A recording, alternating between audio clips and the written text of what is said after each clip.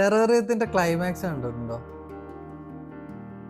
ഒരു 2 കൊല്ലം 4 മാസമായിട്ടുള്ള ടെറേറിയം അതിൻ്റെ ഒരു ക്ലൈമാക്സ് സ്റ്റേജാണിത്.